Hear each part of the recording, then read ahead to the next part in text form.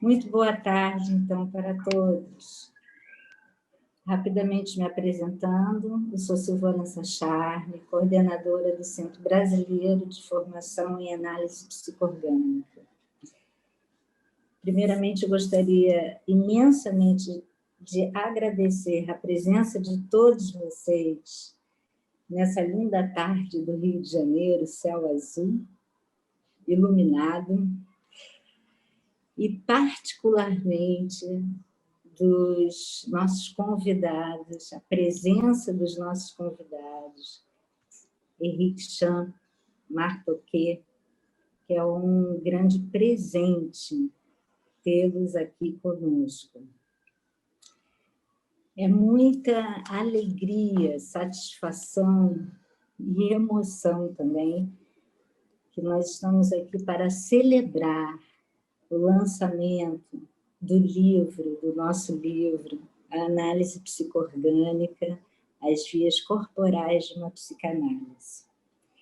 E é um momento muito especial esse, está coroando os 22 anos do Centro Brasileiro de Formação em Análise Psicoorgânica, em parceria com a Escola Francesa de Análise Psicoorgânica.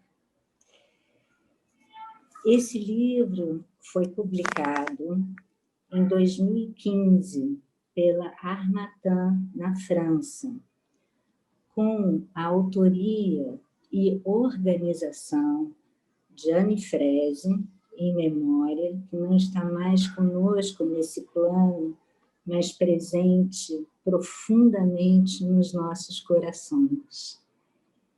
E Henrique Chan e Martoquet foram os autores e organizadores desse livro. Posteriormente, nós iniciamos uma laboriosa, um grande trabalho durante em torno de uns 3 anos, na parceria e colaboração entre o Centro Brasileiro de Análise Psicoorgânica e a Associação Brasileira de Análise Psicoorgânica, para podermos traduzi-lo, e agradecemos a nossa tradutora Lucie Canalha, podermos revisá-lo, agradecemos Natália Rocha, e podemos formatá-lo, agradecendo a Juan Carlos Rachá. Como dizemos, foram vários anos nesse laborioso trabalho, até o início desse ano, quando encontramos a Numa Editora, que se interessou pela publicação. Nossos imensos agradecimentos a Adriana Maciel. Agora, eu gostaria de apresentar os nossos convidados, que irão fazer uma conversa entre eles durante em torno de uns 20 minutos, tá bom? 20 minutos cada um, mas eles vão conversando entre eles. Então, vai ser em torno de 40 minutos o total, tá? Henrique Chan é psicólogo clínico e psicoterapeuta. Co-dirige, desde 1993, a Escola Francesa de Análise Psicoorgânica. Participou, durante todo esse tempo, ao aprofundamento da análise psicoorgânica enquanto método de psicoterapia na França e em outros países, e particularmente no Brasil, no Sebrafapo, coordenado por Silvana Sacharli.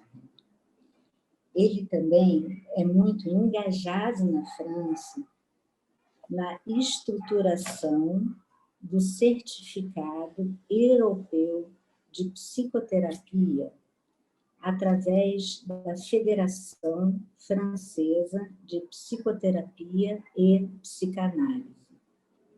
Seus grandes temas de interesse e pesquisa são os processos de construção da subjetividade e os processos de simbolização, incluindo a sensação, a emoção e a imagem, a relação terapêutica e ética da prática e da formação em psicoterapia.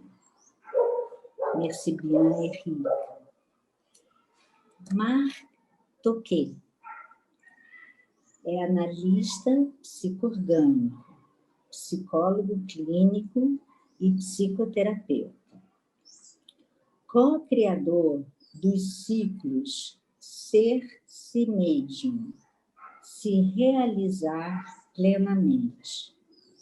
É supervisor e formador na Escola Francesa de Análise Psicoorgânica e na Universidade Paris V.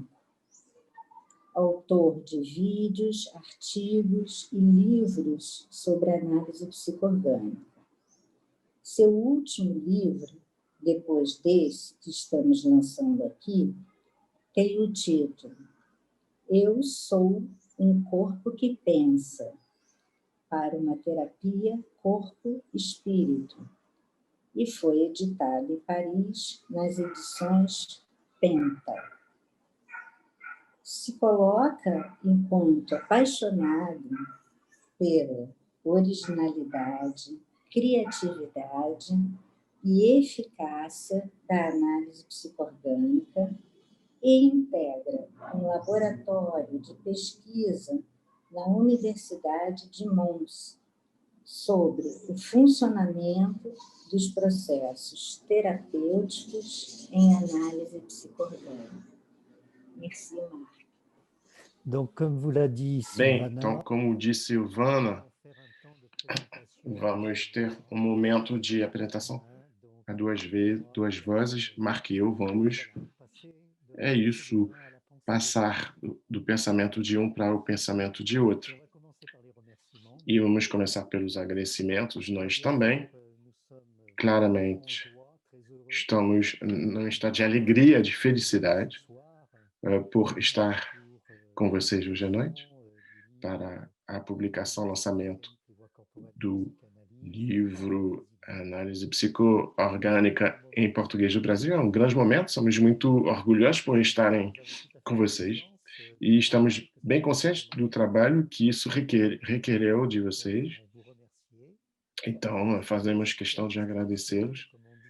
Existem os atores institucionais, como a gente os chama, Centro de Formação, Segrafap, Associação, Abrapo, mas atrás das instituições são sempre pessoas que estão trabalhando. Então, evidentemente, mil agradecimentos a todos que trabalharam durante 3 anos para que este livro possa ser publicado no Brasil em português.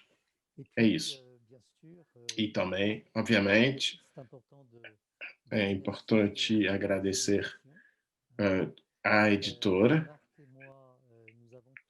Marc e eu fizemos de tudo junto ao editor francês para que não haja freio, obstáculos para a transferência dos direitos autorais.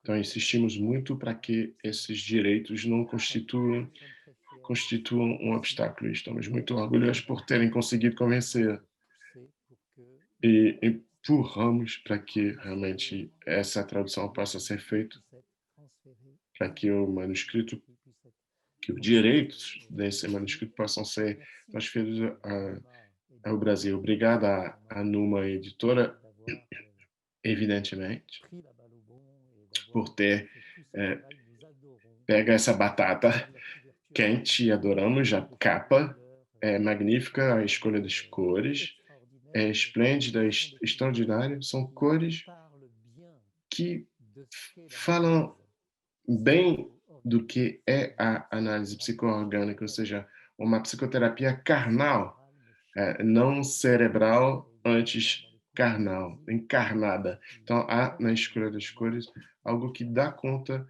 dessa energia orgânica e encarnada. E eu gostaria de compartilhar com vocês um momento de pensamento na Anne Fraisse, que era uma grande senhora da psicoterapia na França.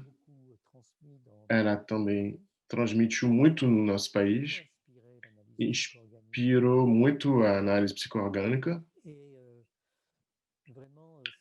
e realmente esta obra, que é, na verdade, uma soma de coordenação, de construção a três, uma equipe muito fraterna, né? Marc, Anne e eu. Então foi um rasgo, né? O falecimento dela, ela teria ficado tão feliz de estar conosco hoje à noite. Então vamos pensar um pensamento para ela. Eu passo de novo a palavra para o Marc. Eu me associo, obviamente, a tudo que o Henrique acabou de falar. Obrigado por essa tradução do livro. Espero que essa obra vá abranger para vocês, ampliar o espaço da análise psicoorgânica no Brasil. Eu também gostei muito da capa. Como eu não leio português, eu não posso me apossar do conteúdo, mas as cores dão bem conta da energia que estamos procurando suscitar e que estamos buscando no nosso trabalho de analista. Pronto, então eu formulo os votos que este livro se torne um vetor de propagação da nosso belo método nos países lusófonos como um todo. Também existe o Portugal, que é uma possibilidade de ampliação. Eu esperamos, era a ideia inicial, que esse livro coletivo possa facilitar o acesso e o desenvolvimento da análise psicoorgânica e que vai multiplicar o que é a expressão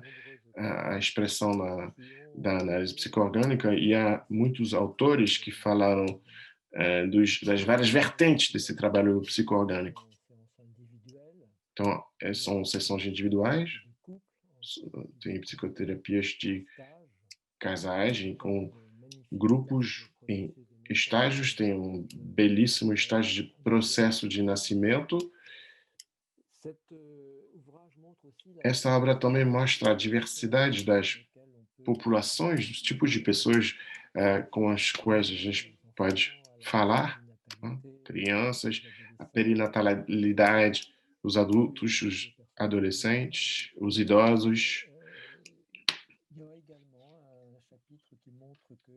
Também um capítulo que mostra que a análise psicoorgânica pode se exercer como profissão liberal, mas também está presente nos hospitais e nas clínicas. Então, por exemplo, em estabelecimentos da periferia parisiense. Portanto, variedade de condições, de locais de trabalho, maneiras de trabalhar, de público, diversidade de pessoas com as quais a gente está trabalhando. Variedade dentro do método também, visto que podemos tratar muitas manifestações, talvez não todas, mas muitas. Todas as manifestações do sofrimento, sejam esse sofrimento do mundo psíquico, mas também sofrimentos físicos, corporais, e a nossa maneira de trabalhar, de associar o tratamento psíquico e aliar o pensamento corpo, o pensamento, a mente pode ser primeiro contatado, mas ele tem vínculo com o corpo. Era essa a nossa ideia inicial. Annie Fraisse mostra a diversidade e a riqueza da nossa prática. Nesse livro desenvolvemos também aspectos originais, os aspectos originais da análise psicoorgânica, conceitos como impulso de vida, a energia sequencial, consequencial, residual, são noções que não surgem em nenhum outro lugar. A conexão orgânica também. Mostramos como isso se enraiza na psicanálise, mas também nas terapias psicocorporais, trabalho de Reich, do qual nos inspiramos, e na abordagem humanista que é a nossa. A análise psicoorgânica foi criada pelo Boysen nos anos 70, mas essa criação não é a integração de vários métodos que ele teria compilado fazendo uma salada mista. A criação da análise psicoorgânica é uma criação empírica a partir da experimentação das experiências e das experimentações, e não de um saber universitário ou uma mistura deles.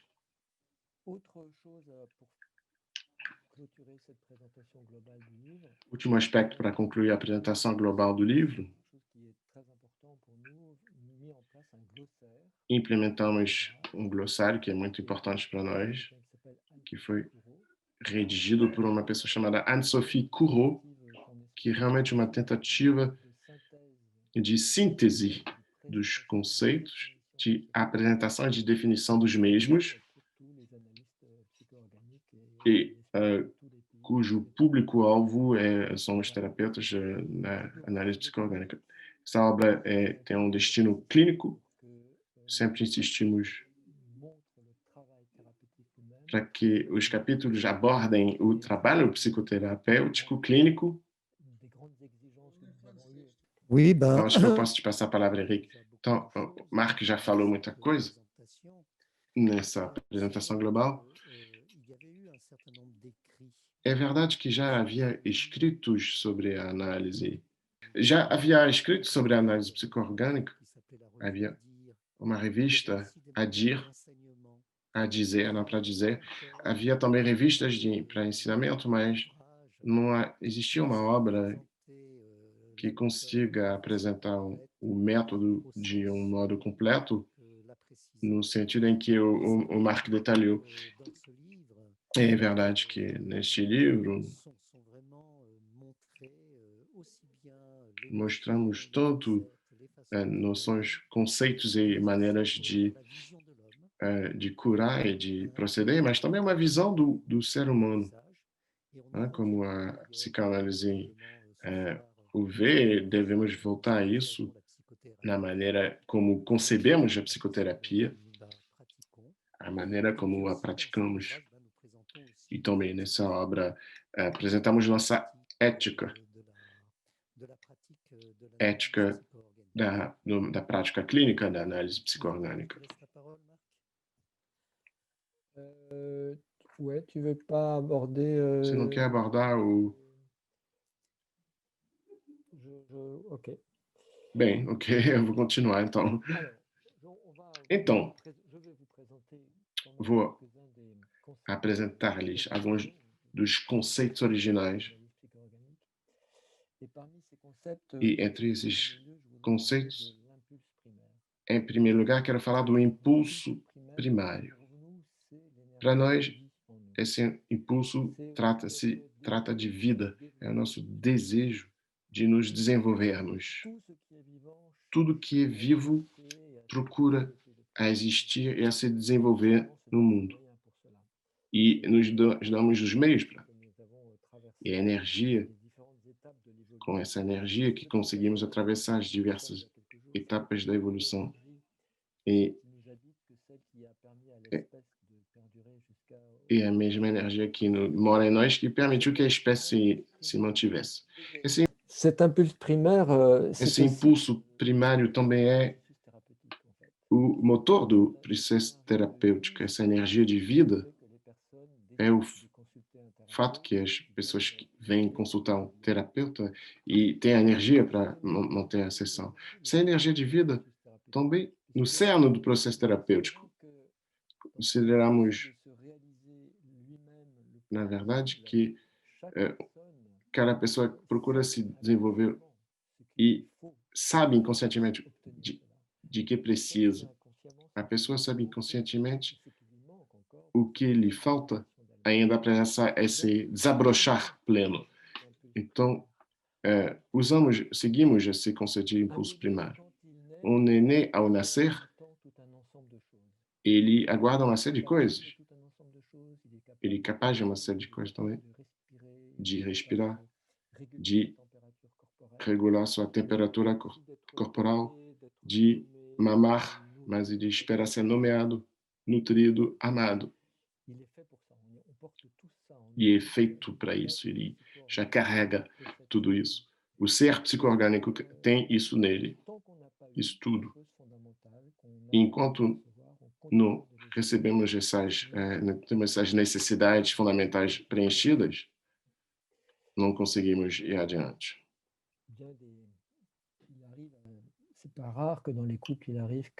Não é raro que em casais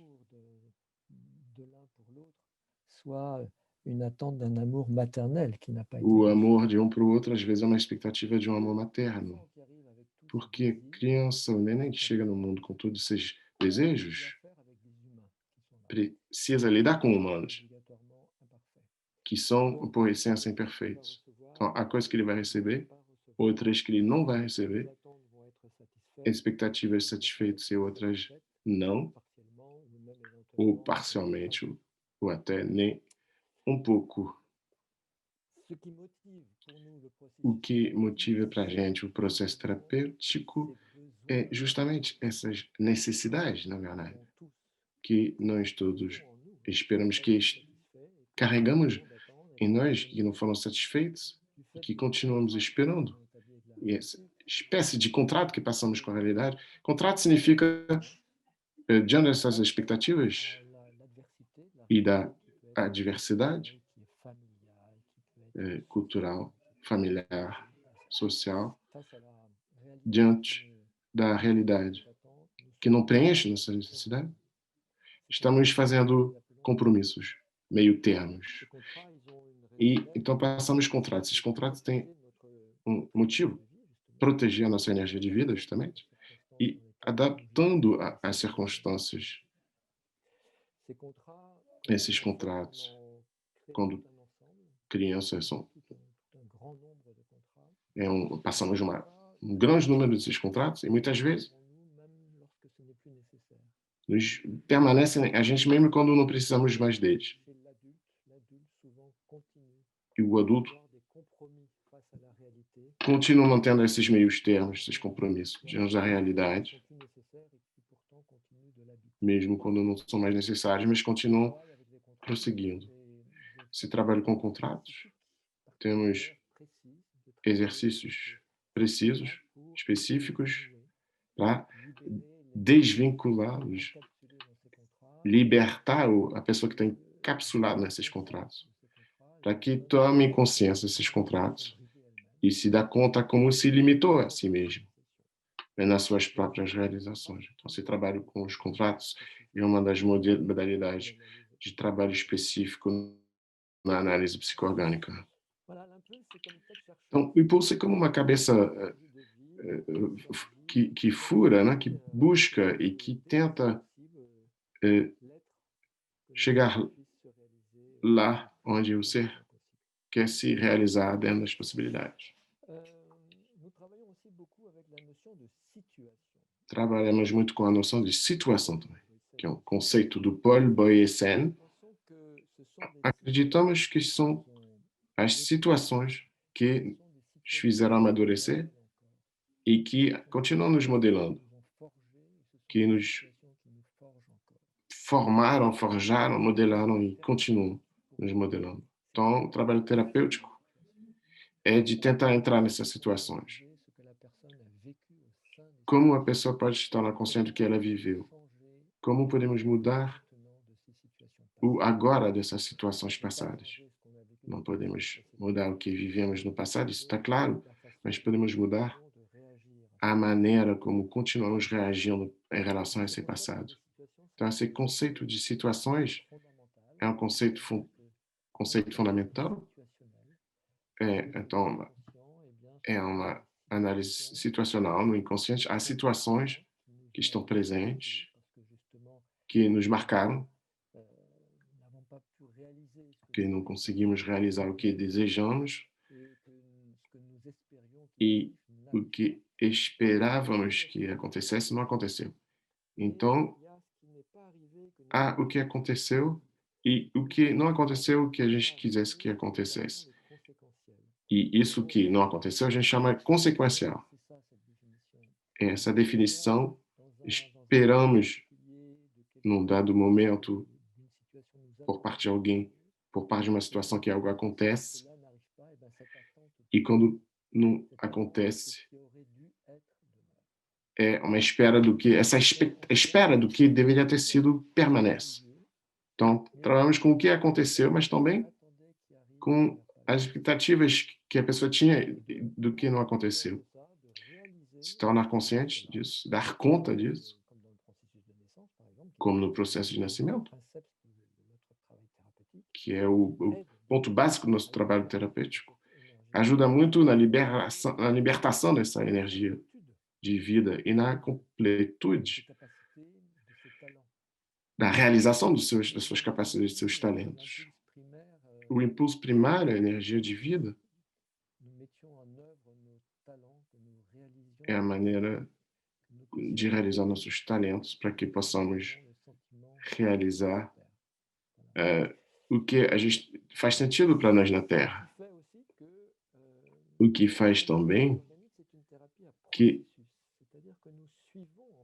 essa conexão orgânica é um processo. Seguimos o processo individual de cada um que procura essa realização. Não aplicamos protocolos externos ou regras que seriam válidas para todo mundo. Ao contrário, estamos pistando, caçando tudo que cada pessoa implementa inconscientemente para chegar a essas situações e resolver os contratos, os conflitos que estão sobrando. Então, eu já falei bastante coisa. Eu vou deixar passar a palavra para você, Rick. Eu vou abordar as noções de processo e relação terapêutica. Você já falou bastante sobre realizações. A análise psicoorgânica é verdade. É o que a gente poderia chamar de psicoterapia não diretiva. A gente pode organizar, classificar as psicoterapias em dois grupos. As diretivas, direcionais, baseadas em protocolos, e psicoterapias não direcionais, não diretivas, que se baseiam na implementação de um processo terapêutico. E a análise psicoorgânica almeja, de fato, implementação, emergência, surgência de um processo terapêutico ou, assim, por assim dizer, um movimento próprio de cada pessoa. E esse movimento se organiza em volta do que a gente chama de impulso primário, como o Mark falou. A gente poderia falar em intencionalidade, em desejo, mas é com efeito que vai ser descoberto pela paciente dentro de uma cura, numa psicoterapia psicoorgânica, e essa busca, esse movimento que é próprio de cada um. Então, desse ponto de vista, estamos centrados numa ética da pessoa, do indivíduo. Um processo psicoterapêutico, psicoorgânico, terapêutico e o paciente, o analisante, descobrem juntos o que a pessoa está buscando que venha à luz, o que é característico da nossa maneira de proceder, é que para a gente a palavra é apenas uma entre várias modalidades do ser e do desenvolvimento, do desabrochimento da consciência. Porque a grande dificuldade em psicoterapia, que é uma dificuldade tanto para o cliente quanto para o terapeuta, é como fazer para ter acesso a si mesmo. É um verdadeiro paradoxo. Só a pessoa sabe o que é bom para ela, mas não é óbvio, não é fácil que isso chegue à consciência. O que desejamos por nós mesmos, o que é bom para nós. Na verdade, é uma das dificuldades da vida. É que cada ser humano mantém uma opacidade em relação consigo mesmo. É muito simples. Senão, a gente seguiria na vida seguindo nosso movimento. Mas somos estruturados, desenvolvidos. O Mark evocou as nossas limitações, nossos contratos, não? E, com efeito, com esses limites, em se tornar humano, se inserir no universo humano, desenvolvemos uma estrutura interna complexa que nos torna opaco a nós mesmos. Então, para realmente entregar a filosofia da psicoorgânica, estávamos nos reunindo com Mark e outros formadores, e Paul Boyosén teve essa frase que resume realmente a ética da análise psicoorgânica. Ele disse: eu não me adapto, eu me ajusto. E ao dizer isso, ele estava especificando que não podemos perder nunca o contato com nós mesmos.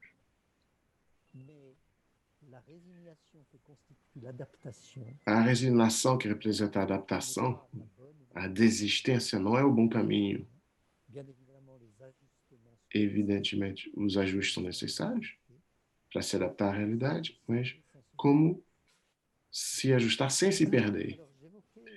Então, eu estava evocando esta opacidade da consciência consigo mesmo.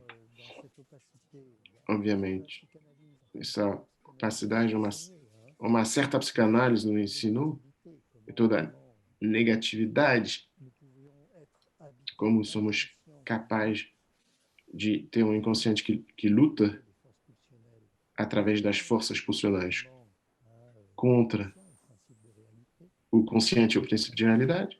Isso tá claro. Mas é preciso acrescentar isso o fato que a consciência não consegue pegar ela mesmo, apreender. Não é tão simples assim ser consciente. Então, como proceder para ter uma noção consciente de si? E é ali, justamente, que a análise psicoorgânica, nós consideramos que a maneira como a subjetividade se manifesta passa por vários registros. Sim, há palavras, o discurso oral, só que as palavras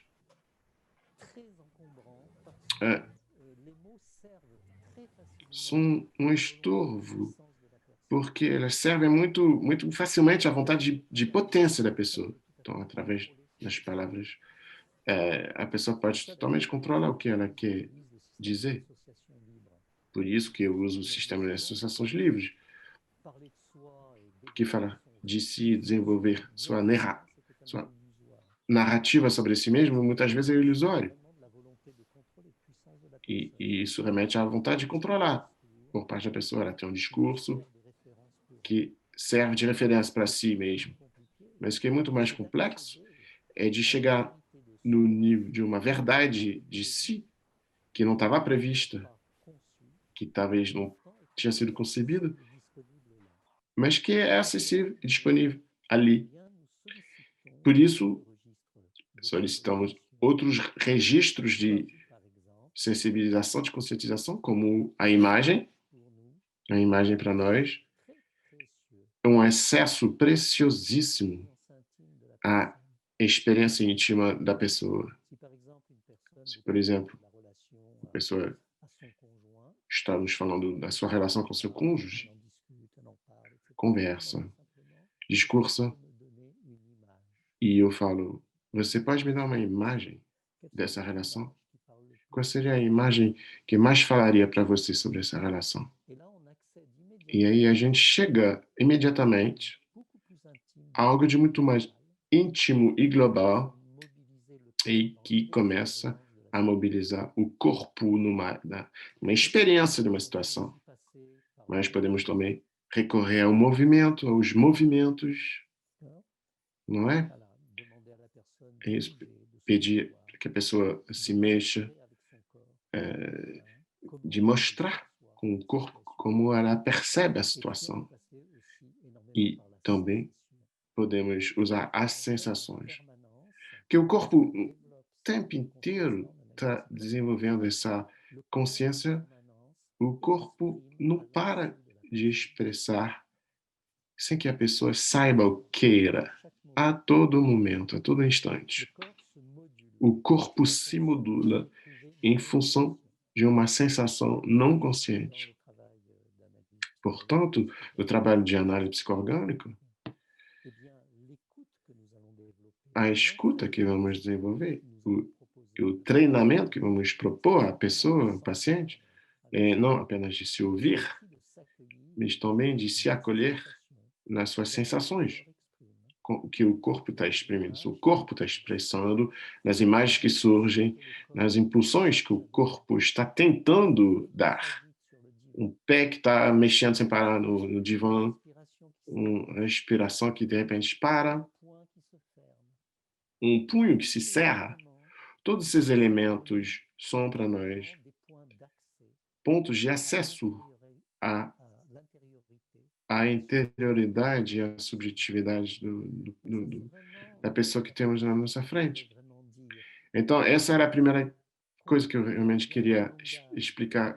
Quanto existe uma linguagem, é uma escuta muito ampla. Então, uma linguagem que é verdadeiramente psico-orgânica. Então, esse é o primeiro aspecto. O segundo aspecto é que no que tange ao processo, com efeito, deixamos a pessoa se envolver, seguindo o caminho que é o dele, o dela. Porém, há também o que sabemos, enquanto terapeutas, é que, sem querer, a pessoa vai colocar muitos obstáculos a essa expressão. Então, ela tem limitações internas, é limitada por esses contratos, por sofrimentos também. Portanto, nisso, se deixarmos a pessoa, como dizer, desenrolar, né, desenvolver seu processo, vamos permanecer muito atentos aos obstáculos que ela mesma implementa no seu próprio processo. E, portanto, para ajudá-la a superar esses obstáculos, a gente pode chamar esses obstáculos de resistência. Podemos usar o termo proposto pelo Freud para tirar essas resistências. Não vamos trabalhar com a interpretação, como faria um psicanalista. Pode ocorrer, mas vamos buscar antes modalidades para que a pessoa consiga atravessar essas resistências.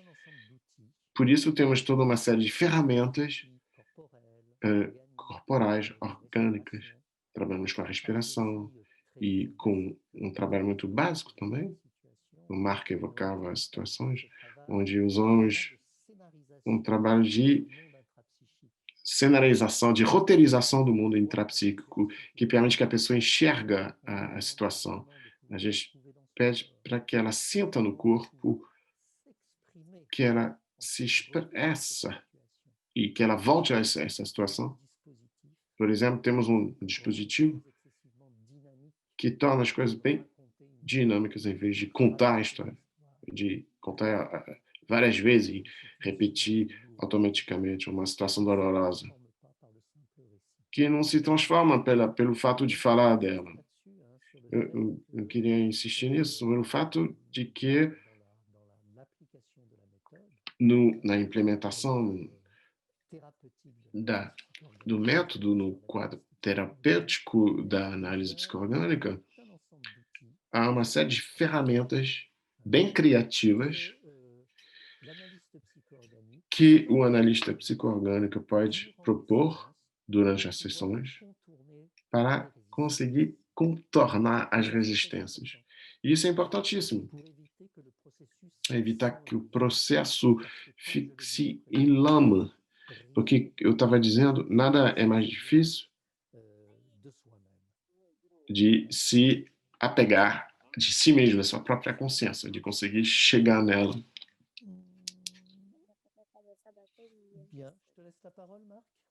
Bem, eu passo a palavra para você, Marc. Tu m'as entendu, Marc? Ok. Je m'entends, Marc. Eric et moi, on a pensé que Eric e eu achamos que seria bom falar de que a gente chama de vivência. A vivência é uma maneira que um analista encontrou no quadro de uma sessão terapêutica da terapia para criar uma situação que evidencia o sintoma, a problemática do momento, uma maneira de agir, de ser, para mudar as coisas para si mesmo. Então, é uma vivência ótima que a gente chama de processo de nascimento, que eu vou abordar agora.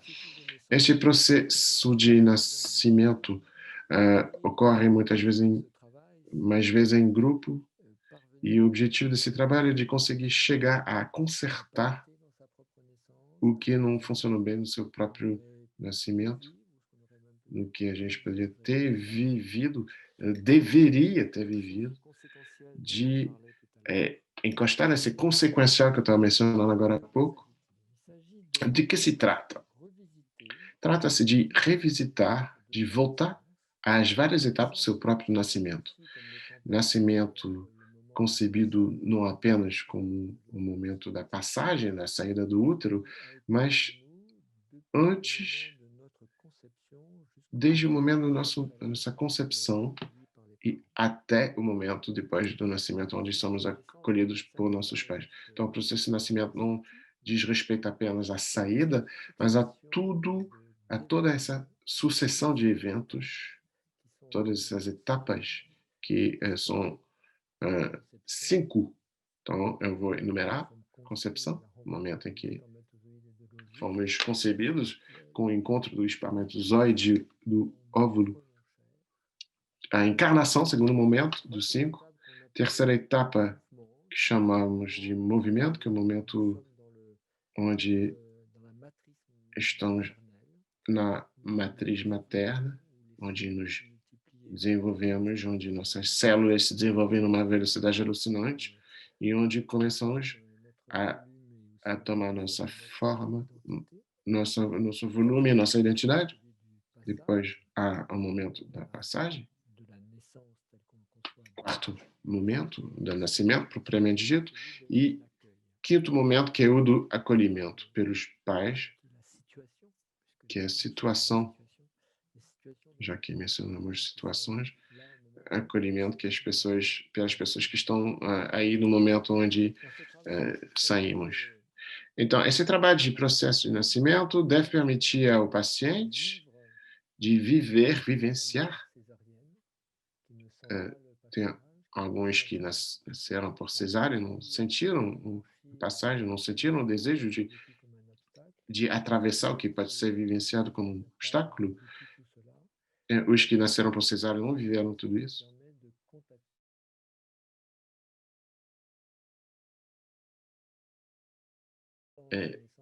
Consertar isso. Parece que no Brasil há uma taxa bastante alta de cesáreas. Então, a gente sabe hoje que o feto, que decide no momento do seu nascimento, que secreta um hormônio, este hormônio vai ao encontro do hormônio da mãe E isso cria um terceiro hormônio que vai provocar as contrações. Então, é o feto que decide o momento em que ele está pronto e que ele vai enfrentar esse desconhecido, esse obstáculo. São coisas que as pessoas talvez não viveram, que fazem falta, e essa falta continua vivendo nelas. Esse processo de nascimento permite reviver, ou viver essas coisas que eles não viveram. Portanto, é um trabalho, é uma vivência magnífica. E gostamos de falar desse processo de nascimento, que é uma das relações as mais finalizadas do nosso método, através de uma vivência em grupo, e nessas vivências estamos em contato com o que não vivemos, com o que nós gostaríamos de ter vivido. Esse processo de nascimento, concretamente, ocorre ao longo de 2 dias e de uma noite. É o grupo que constitui a matriz, a pessoa que trabalha no seu processo, que anima, facilita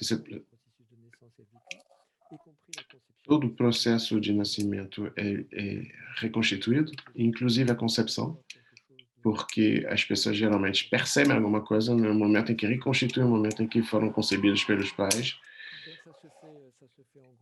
Então, isso ocorre em grupo, podem ter pedidos específicos para pessoas do grupo, se a gente quer consertar detalhes específicos na nossa vivência, da sua vivência de processo de nascimento. Não vou desvelar todos os segredos do exercício. Muitos colegas já vivenciaram, conhecem essa vivência, se vocês seguiram o treinamento da análise psicoorgânica. A gente se deu conta que nesse processo de nascimento que ele permite evidenciar os múltiplos nascimentos diários que são os nossos, não?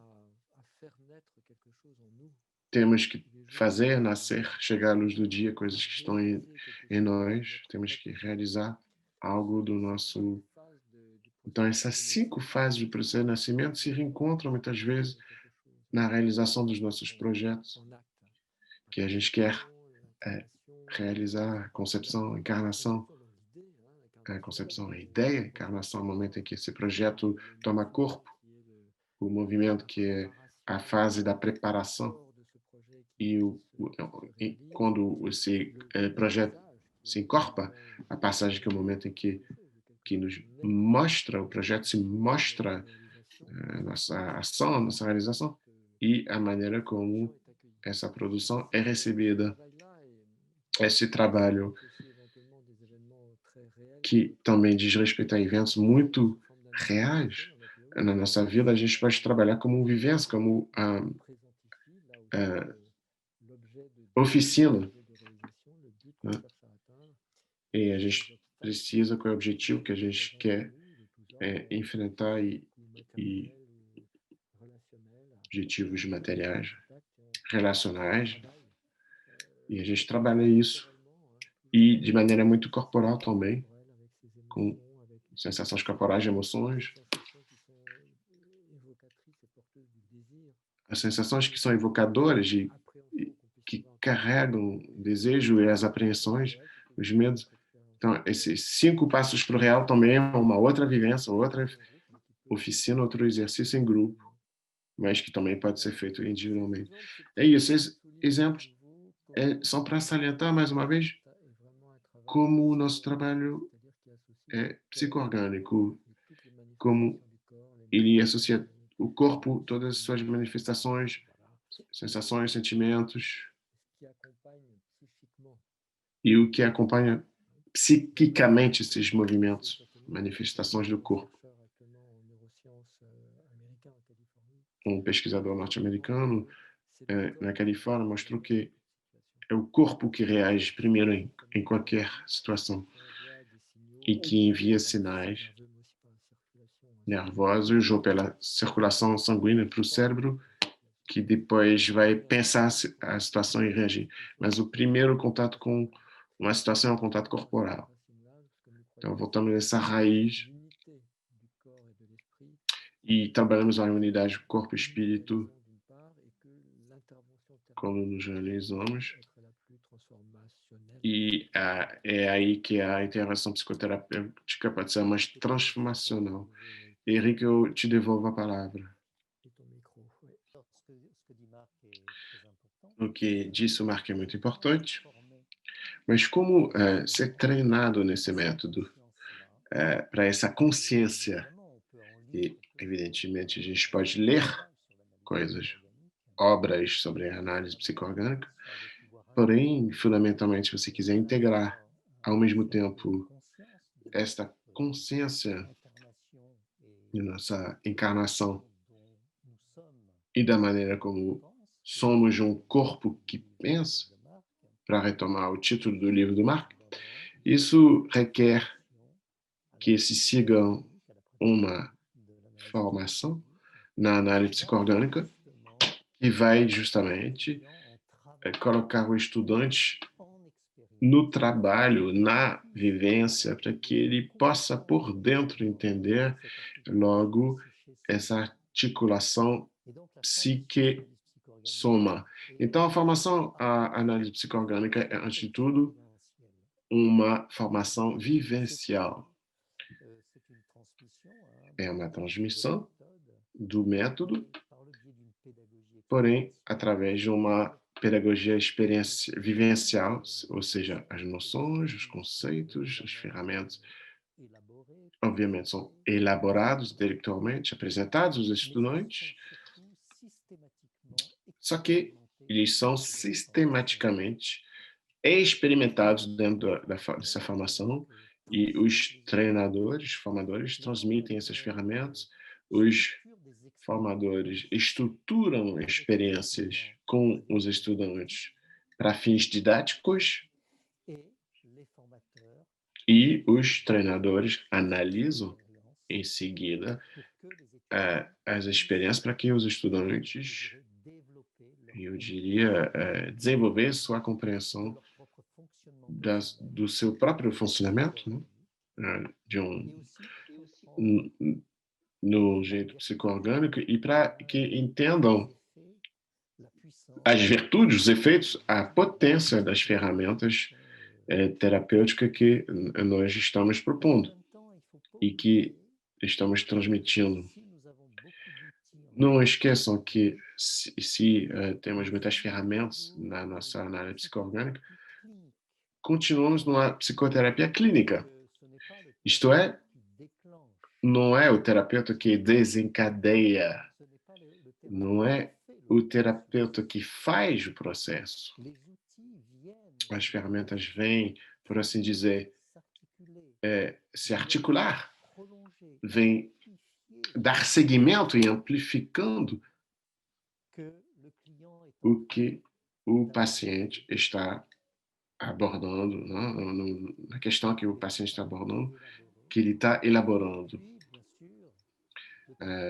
Claro, o terapeuta também vai ter um olhar de diagnóstico, não no sentido de diagnóstico psicopatológico, mas diagnóstico em termos de resistências, o que faz obstáculo.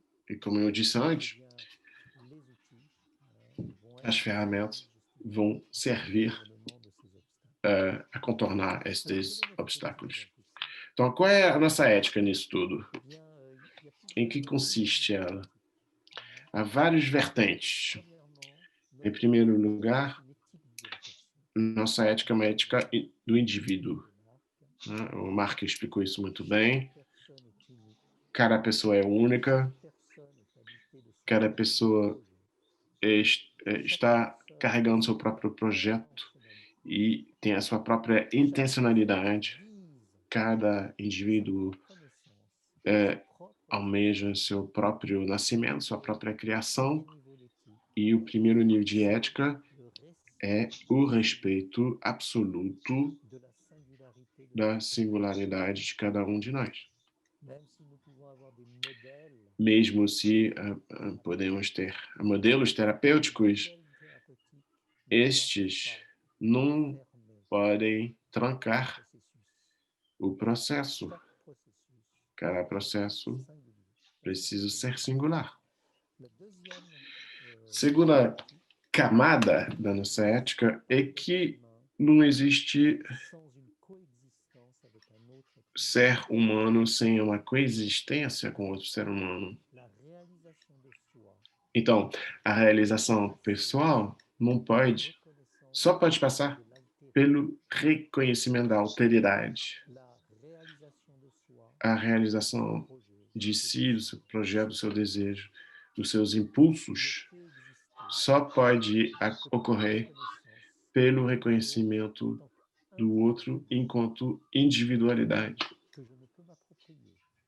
que eu não posso me apropriar, da qual não posso me apropriar. Então, há um limite à onipotência. Mesmo se trabalhamos no desejo e no impulso, e nos processos de autocriação da pessoa, também representamos o limite, que é o do outro e da alteridade. De um outro concebido como um outro si próprio, né? Como outrem. Se eu dou sentido ao meu próprio desejo, isso significa que eu dou sentido ao desejo do outro. Se eu dou sentido às minhas próprias necessidades, implica que eu dou sentido também. Então, estamos também numa ética da relação. O Paul usa e diz que é uma ética da coexistência. Paul Boyesen. Também estamos no terceiro nível, uma ética, estamos no universo humano. Então, as proibições principais que organizam o mundo humano, seja as proibições em torno da sexualidade e da agressividade. Então, estamos muito atentos. Então, na relação terapêutica, especialmente, analista psicoorgânico é alguém de caloroso, que se envolve, se compromete, mas também é alguém que tem certas reservas, fomos cortados, para não entrar em algo de relacional demais. A psicoterapia, justamente, ativaria demais o universo pulsional da pessoa, se fizermos assim.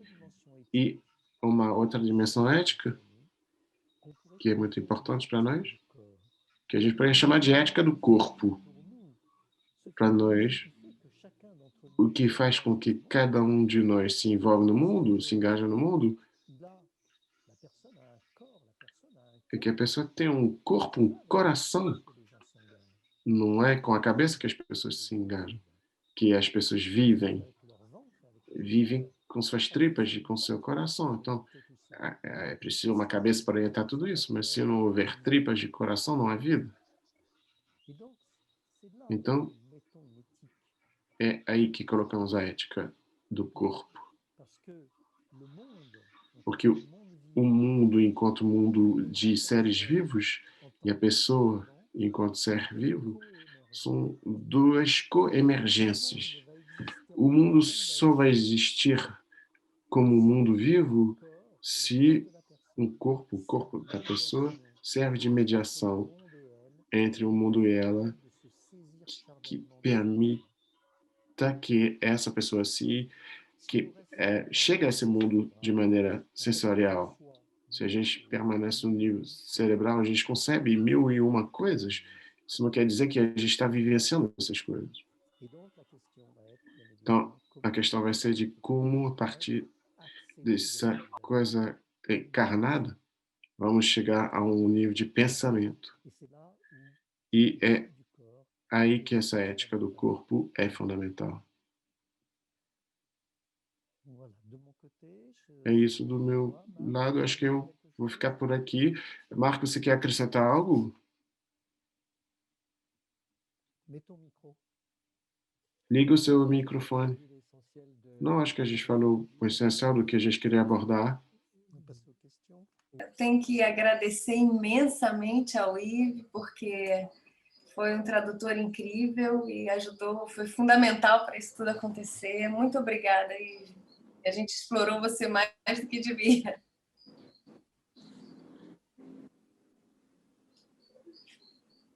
Ok, não sei se eu posso responder, mas enfim, é apaixonante para mim também, então eu aprendo muita coisa. Eu volto a calar minha boca. Não, pode responder sim. Não, já tá bom. Obrigada, tá? Tá, ok. Obrigada, Yves, pela tradução, foi formidável. Henrique, Marca, foi maravilhoso o que vocês nos trouxeram, essa apresentação teve um caráter muito amplificado, né? Eu acho que todos nós absorvemos imensamente, nos nutrimos, nos abastecemos imensamente, e é um grande estímulo, né, para a gente entrar na leitura desse livro.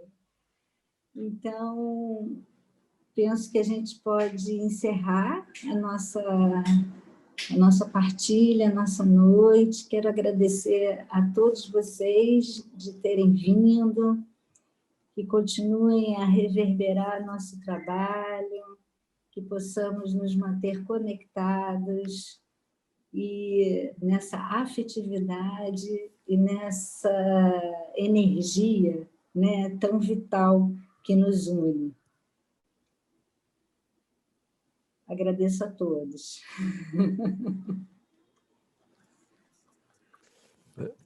Nous, on va remercier aussi. Hein, on Bien sûr. vous remercie infiniment d'avoir organisé cet événement. Nós também agradecemos vocês infinitamente pela organização. Prazer que foi de ver vocês. Foi um grande momento que eu não vou esquecer. E agradecer muito Yves, porque ele fez seu trabalho com muita seriedade. Tivemos uma reunião preparatória a essa noite. Nos vimos quão sério ele se envolveu. Leu o livro há alguns dias. Já conhecia bem o glossário.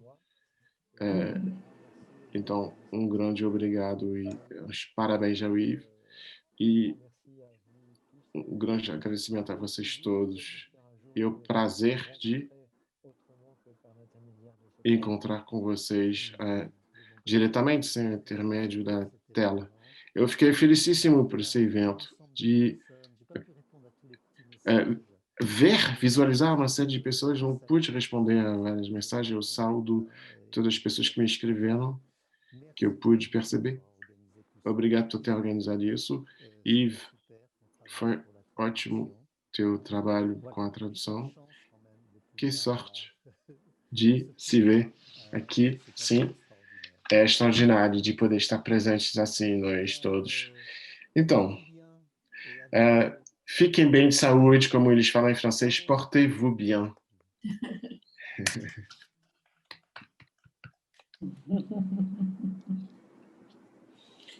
À la prochaine. Até a próxima.